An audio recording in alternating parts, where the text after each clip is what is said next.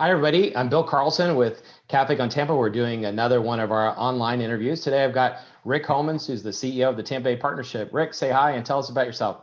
Hey, Bill, how you doing? It's great to be with you. As you said, CEO of the Tampa Bay Partnership, a native of Boston. So welcome, Tom Brady, to Tampa.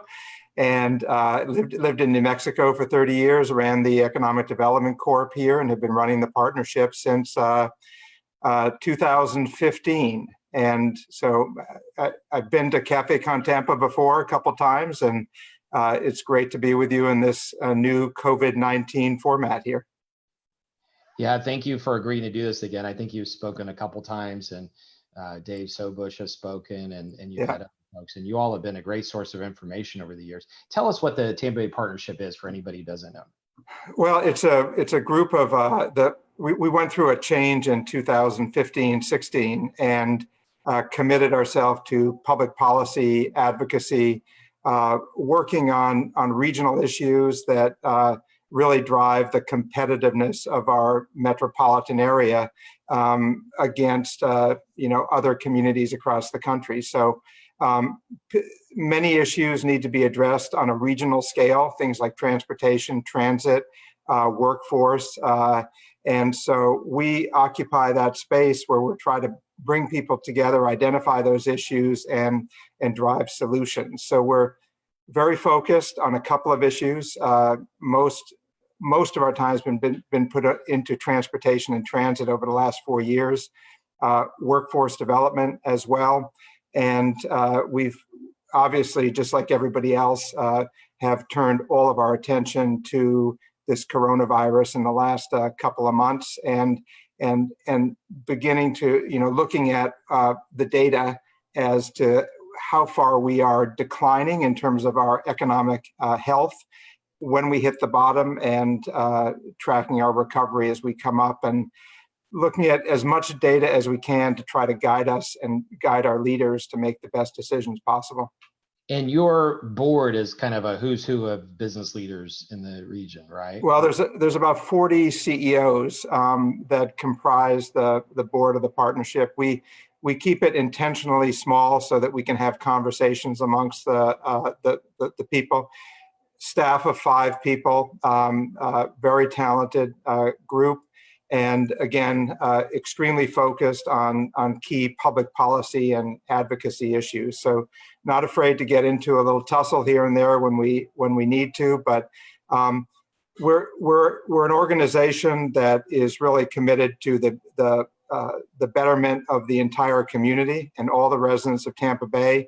It is not a group that is advocating for specific business interest. It's really advocating for the interest of the community at large.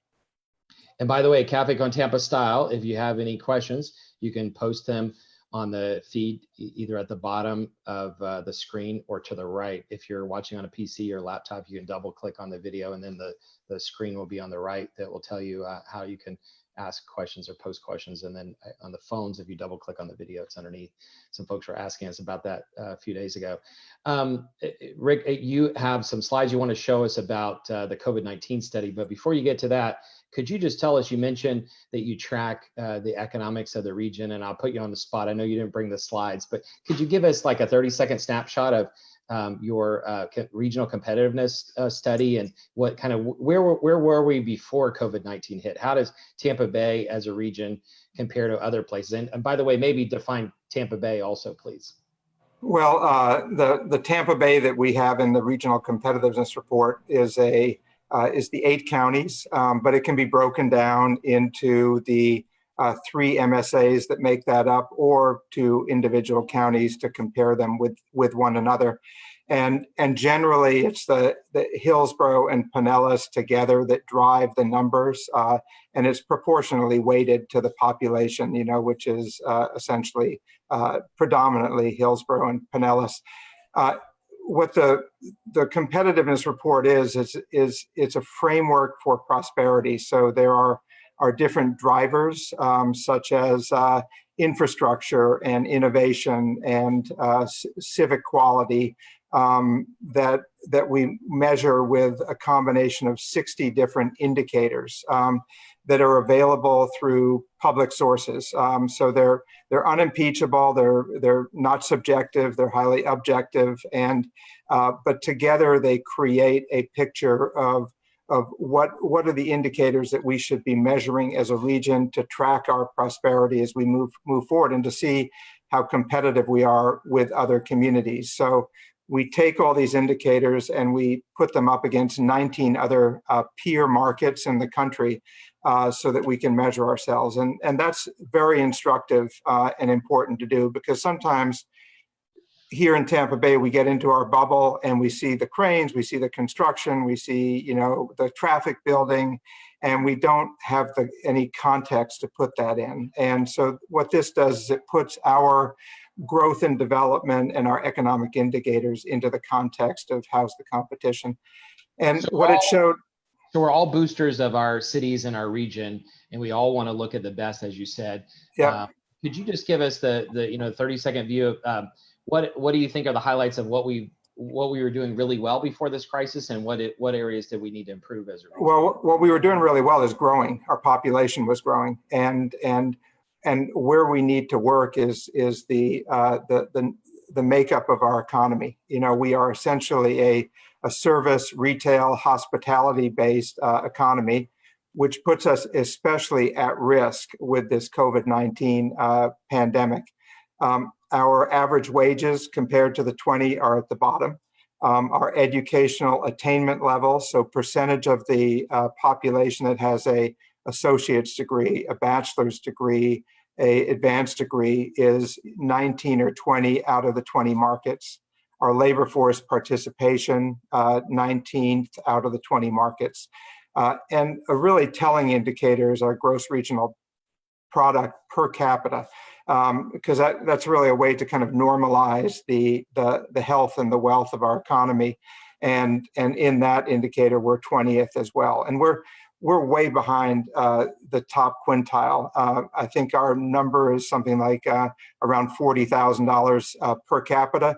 And the ones that are high performing are in the 70s and 80,000 per capita. So there's a big difference there. And I think it reflects the lack of quite frankly, the lack of an economic development strategy for the region as a whole.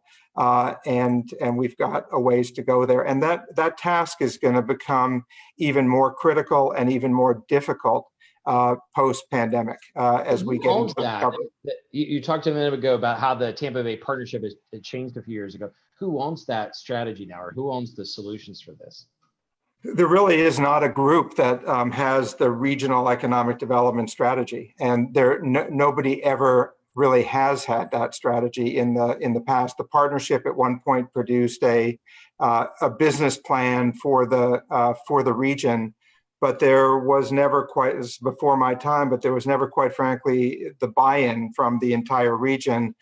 And you've got to go through a whole process to create something like that and then to execute on something like that. The Regional Competitiveness Report gives us the framework. The first thing it does, it gives us a common language to speak with each other. Is average wage, is disconnected youth, 16 to 24 population that doesn't have a job, is not in school, is that important to look at? Of course it is important. And when you measure us against other markets, again, we're at the bottom of the list there.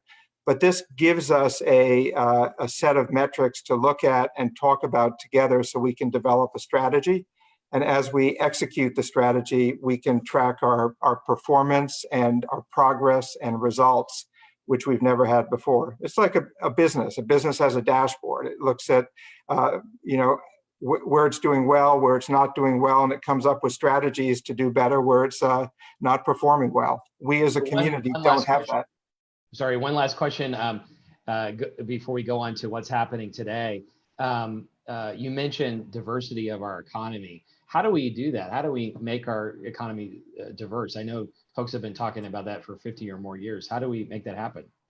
Well, you find areas of strength and you make them even stronger. And it's interesting looking at Steve Carell, the new president of the University of South Florida, because that's the background he comes from in the Bay Area and in Texas, is from a research university standpoint, finding what it's really good at, and then building an economy around it, building partnerships around it.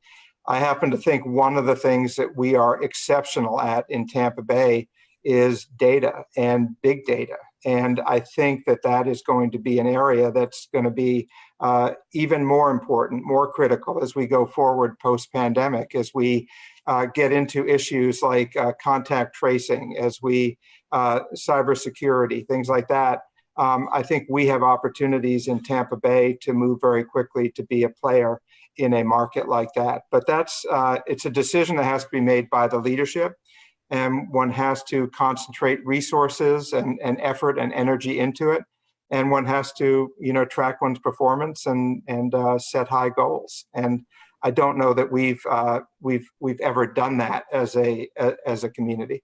Well, I thank you for being honest in the numbers. I know you've been working with Moaz and his team at USF, but just like with a business, you have to look at, as you said, you have to look at the real numbers to try to improve. And so thank you for doing that and for bringing our attention to it. By the way, just to remind anybody, if you want to ask a question, you can post it underneath or to the side of the video, and we'll try to get as many questions as we can. Now, without further ado, you've just done some research on the COVID-19 situation. Have you done it 6 or 8 times already? Can you tell us what the feedback is and how it's trending? Well, Bill, thank you. Let me tell you the project that we've done, and I think that you posted on the announcement for this talk.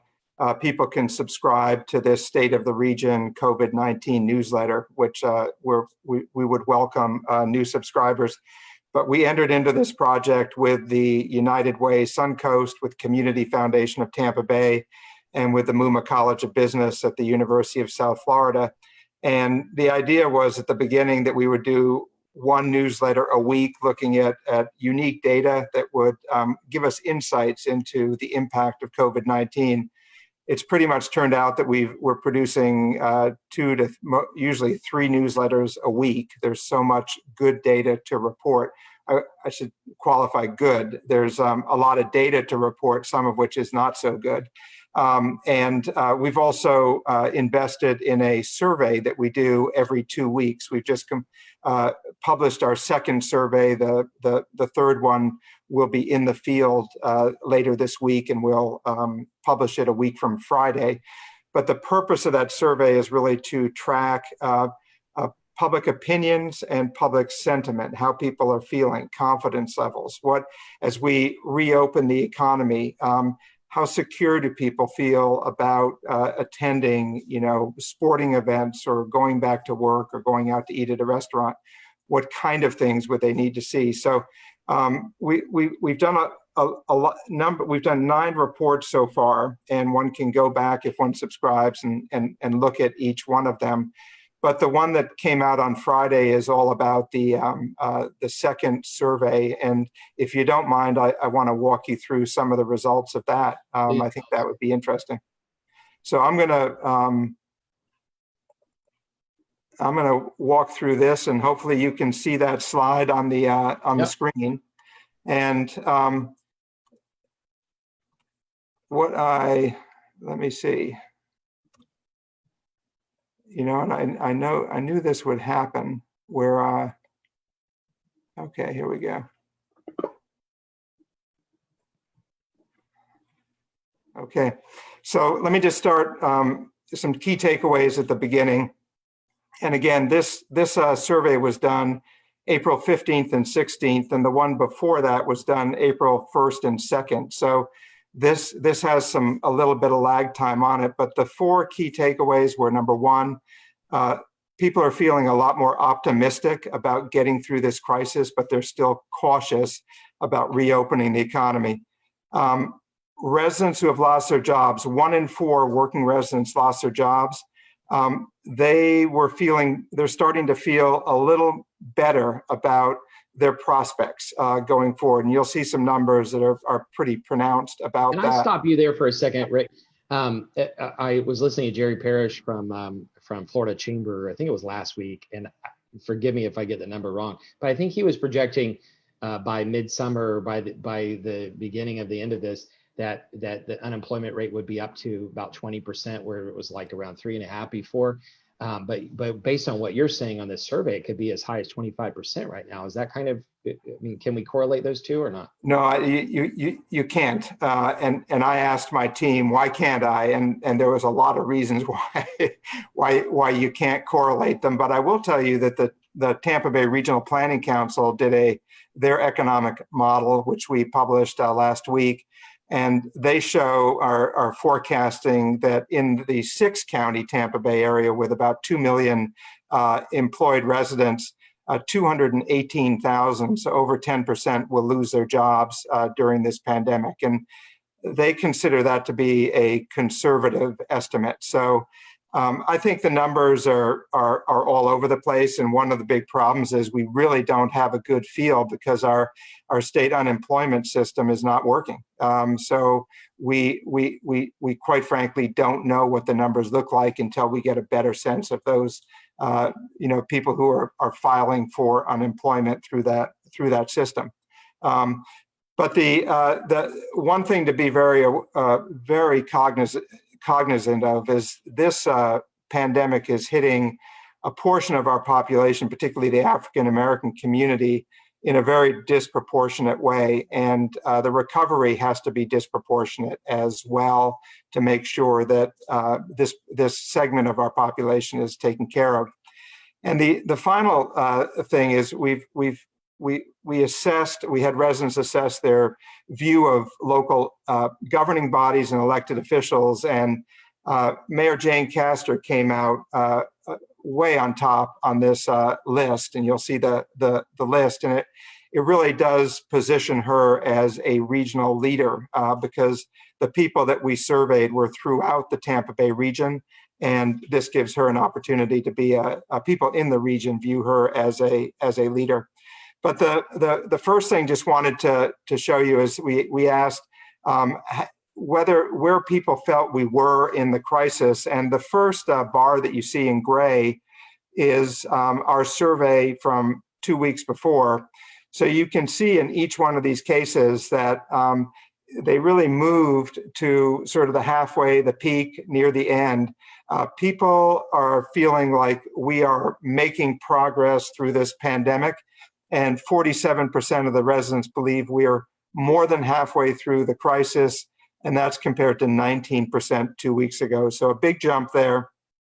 When we asked them 30 days, 60 days, will we be better or worse? Again, you can see that on the far left, better went way up, 23 to 35% in 30 days.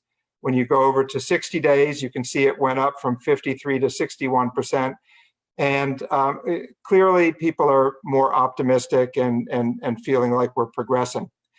At the same time, while they're optimistic, they're very supportive of the kind of restrictions that have been put in place: social distancing, wearing face coverings, a mandatory nighttime curfew, a lot of support for these kind of things, which shows while they're optimistic, they take this pandemic very seriously. And they're not so supportive of, this was before the governor, announced his decision on the schools, but not so supportive of that, not so supportive of exempting places of worship. Then we asked them, try to get a sense of how comfortable will you feel once the stay-at-home restrictions are lifted, resuming some semblance of your former life. And so really one shouldn't pay too much attention to the numbers on the right. They're just an indication of kind of the relative comfort level that people have. But you can see that people are going to be much more comfortable going back to work, going to a public park where there's open space, to a beach. And then you get into going out to dinner, going to school. And then you move to the bottom to the big crowds, like going to a sporting event, staying in a hotel, attending a concert, flying on an airplane, or taking a cruise. And these are going to be activities that people feel very cautious. They're moving slowly. They're not quite ready for these. So this phased approach to opening up the economy is probably very essential.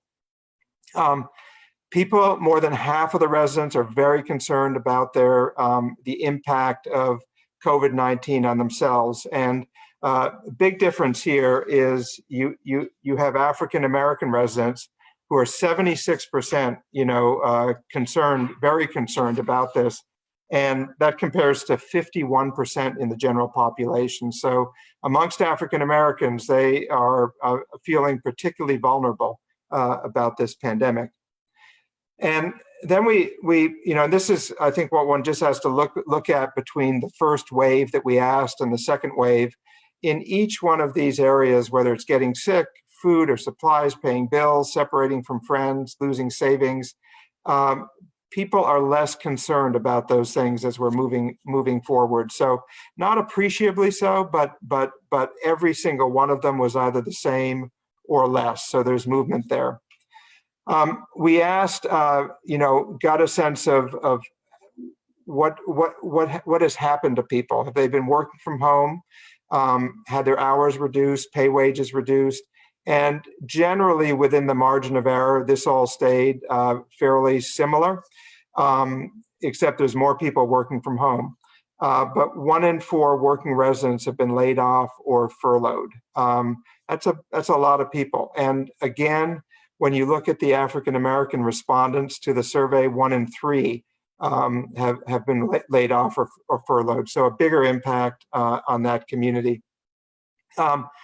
What really stood out 2 weeks prior to this was when we asked people who had been laid off or furloughed how much time they felt they could support themselves. It was 19 days, so a very short fuse. And this survey that we did, it was extended to 35 days. And the survey doesn't answer why do people feel like this, but one of the suppositions, assumptions that we have is that people were in shock, when all this happened around the beginning of the month. And now they've settled in, they've been at home, they've had a chance to assess their personal finances, and they've begun to look at what opportunities might be there. And it's still critical, 35 days, but there's a little more, a little of the pressure got taken off. Rick, do you think that number is indicative of the subsidies or support from the government, or is it just they're changing it? I definitely think that's part of it. I think the economic stimulus, I also think there's a confidence level that the government is going to be there in some way. There's been a lot of statements made at the federal level that we're going to do whatever it takes. And in the last survey that we did, when we asked about the stimulus, people generally felt it was going to help the poor and the unemployed and the middle class.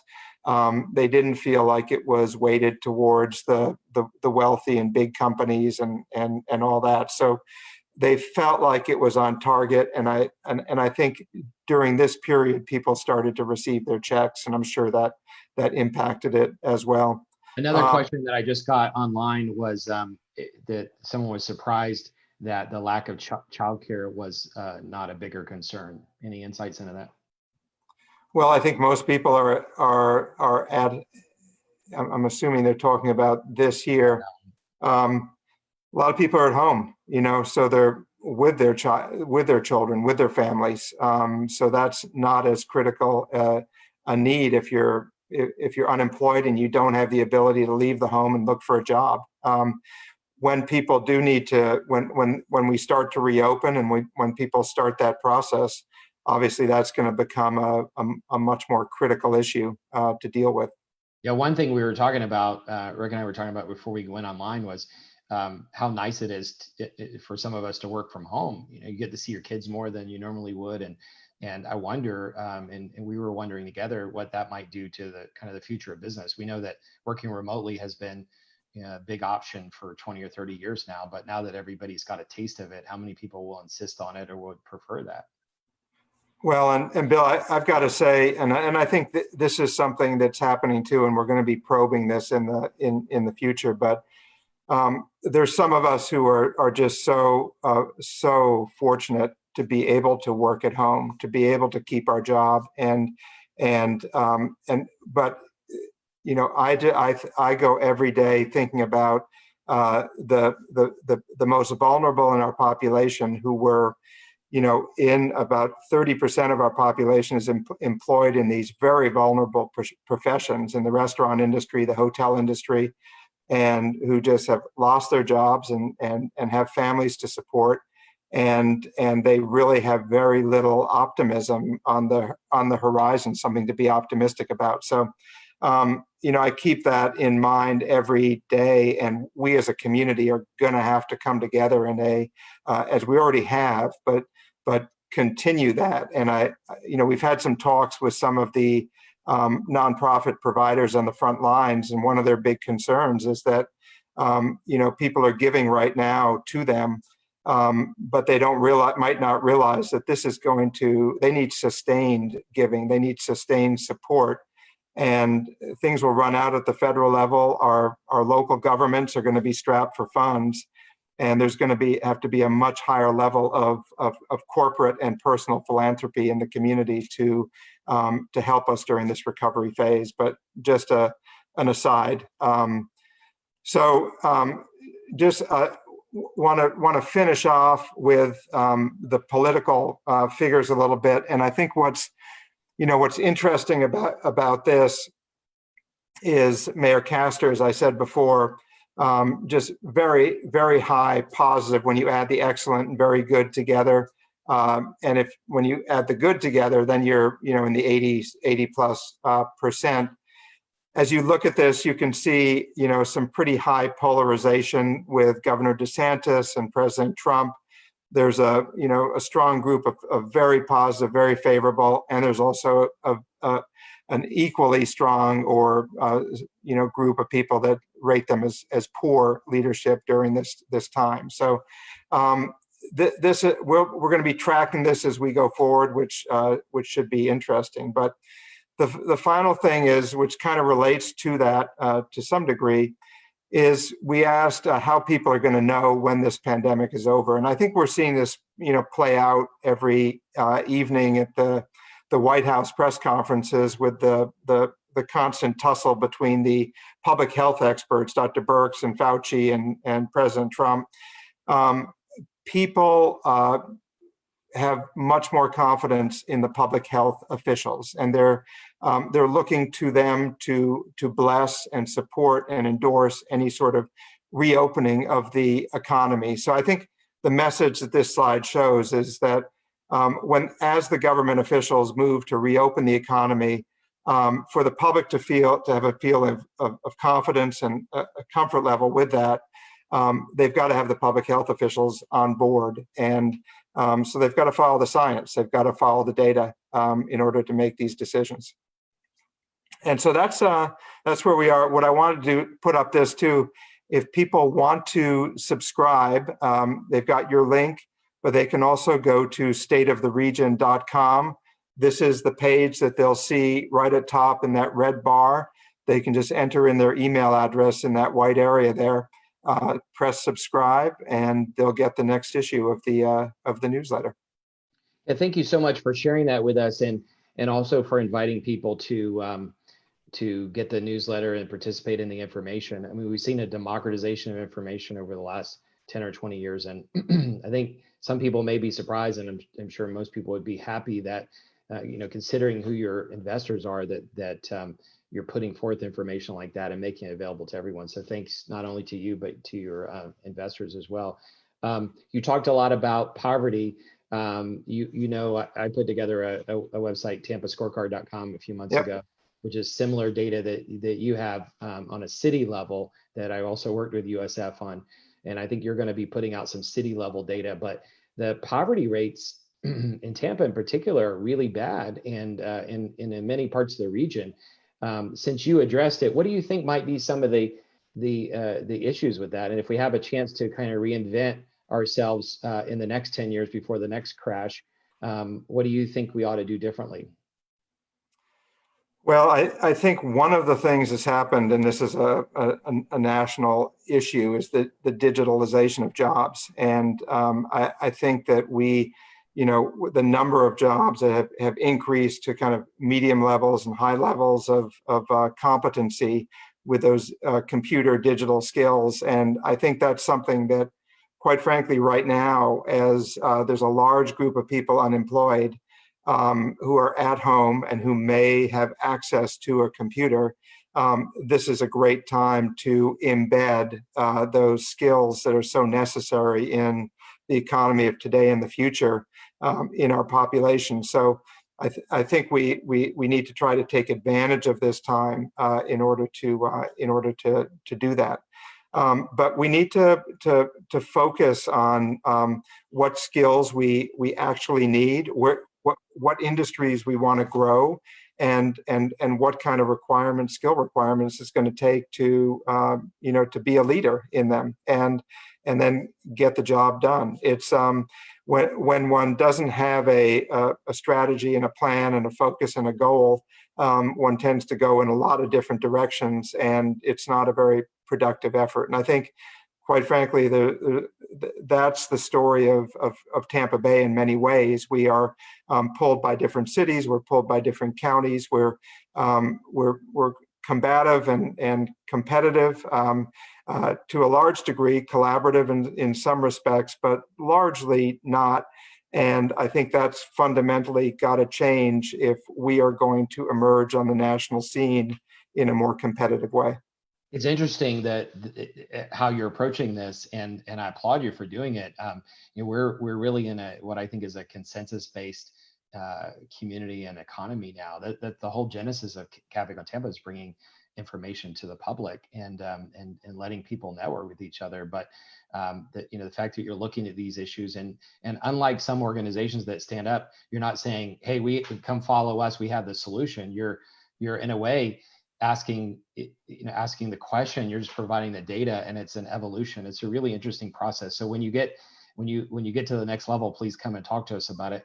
We have another question that came through online, and then if anybody else has a final question, post it please under the live stream. But this is a question that came through a few minutes ago from someone who's involved in transportation. But the question, it's not related to what we've been talking about, but the question was that the Tampa Bay Partnership was involved in selecting the last Heart CEO. Will you all be involved in that again? And where do you see, I'm going to add to the question, but where do you see transportation going from here? Well, actually, our involvement in the selection of the last CEO was to urge the board of Heart to step back and reconsider, and to set the bar even higher for a CEO who was accomplished as a CEO of a same size or larger transit organization, so that we brought that kind of accomplished experience to Tampa. They didn't follow that advice. I think Ben Limmer was a really good guy, but did not have that CEO experience, and I think it showed in what happened. So we intend to stay involved because that's such a critical leadership position. But I think it's important to note too, Bill, that we're all waiting now on pins and needles on this Supreme Court decision as to whether the tax that we voted for in Hillsborough County stays in place. The lack of transit is one of our biggest Achilles heels here in terms of being competitive.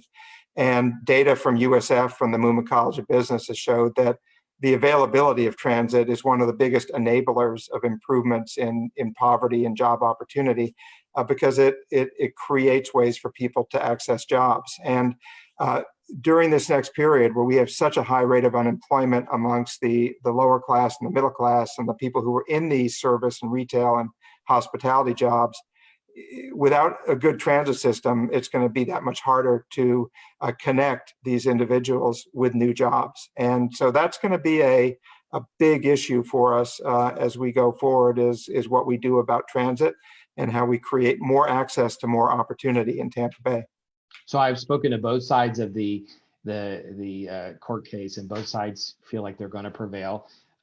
If the case wins, if All for Transportation wins, then there will be lots of money for planning and infrastructure and everything. If they fail, based on the decision the county commission made last week or week before, I guess it'll be 2022 before anything will be put before voters again. What do you think we should do between now and then? What kinds of solutions could we get, considering where we are now? Well, we've been working very hard. Our focus has been on on these referendums, number one, but also on, most importantly, on this regional rapid transit system connecting Wesley Chapel all the way down to St. Pete on a dedicated transit way. And as the Tampa Bay Next project moves forward, there's an opportunity to build this dedicated transit way into that, and to stand up at least a regional connection that the local systems can then plug into and give us the framework for a regional transit system going forward. So we intend to keep pushing that very hard. I think we need to do everything we can to expand our bus service in the respective counties, because those are the workhorses that get people to their jobs. And then we have to, if the Supreme Court, throws it out, we have to start doing the planning for 2022, both in Hillsborough County and I would hope in Pinellas County at the same time, because without local resources to match state and federal money, there's really no serious projects that can be done that are going to move the needle as far as transit is concerned. I've kept you too long, but I want to, if I could ask you one more question. One of the things I think is really cool about your background is when you were in New Mexico, and I know you'll be embarrassed for me mentioning this probably, but when you were in New Mexico, you were known as a big visionary. You would think big, and one of the things you thought about was creating a spaceport with Richard Branson, and you got to work with him. So looking at that analogy, who 10 or 20 years ago would have thought of that? And so you putting that big thinking hat on, what are some big ideas, if you don't mind sharing, what are some big ideas you have for Tampa Bay? Where could we go in the future?